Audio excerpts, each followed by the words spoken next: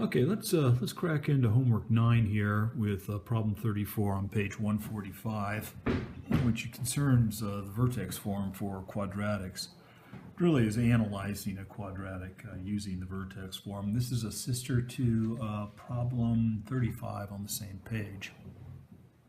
So we're asked to find these properties, and a couple ways to go about this. I think the most straightforward way that has been promoted by your book is to go ahead and put this particular quadratic, put it into vertex form. And vertex form, if that's the name we're going to use for it, is f of x is equal to a times x minus h squared plus k.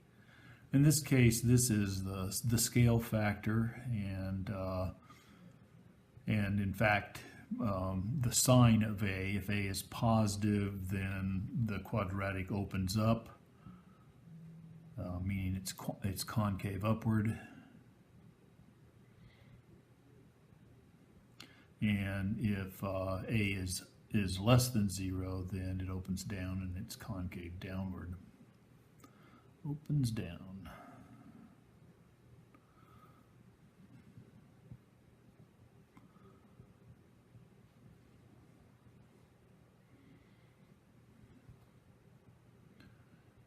And then in this form, the ordered pair HK is the vertex, okay? And we can go from there. So in order to transform this, we just have to quickly complete the square. So we can write x squared minus 4x as x squared minus 4x plus 4 minus 4. We can see this as a perfect square, and then write this as x minus 2 quantity squared minus 4. And so we can read from, this is now the vertex form with a equal to 1, with h equal to 2, and with k equal to minus 4.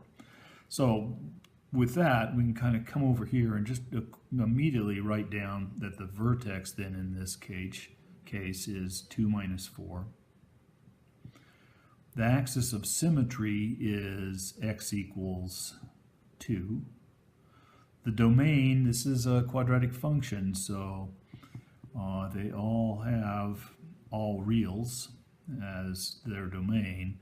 Their range, of course, if it opens up, has a minimum up to positive infinity. If a quadratic opens down, then it's got a range which is its maximum value down to minus infinity. This one opens up since a is equal to 1.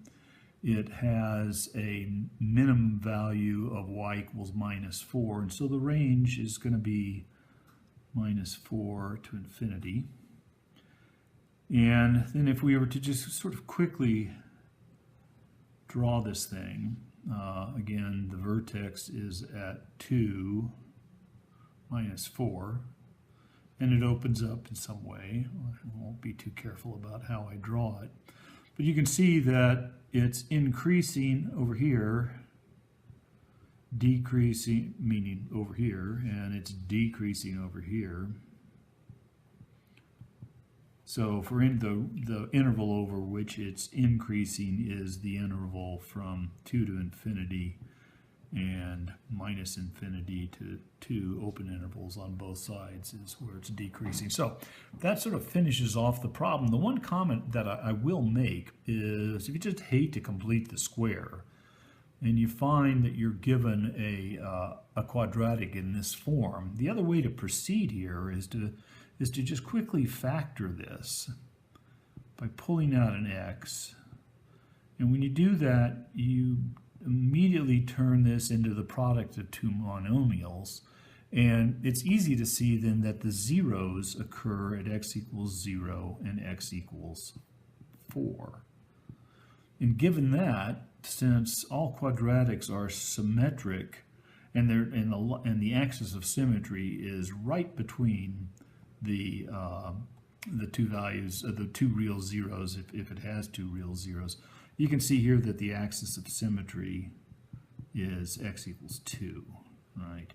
You can substitute 2 into this expression. 2 times 2 is 4. minus 8 is minus 4, and you can see that the minimum value is equal to minus 4, and that information is enough to fill out this list as well too. All right.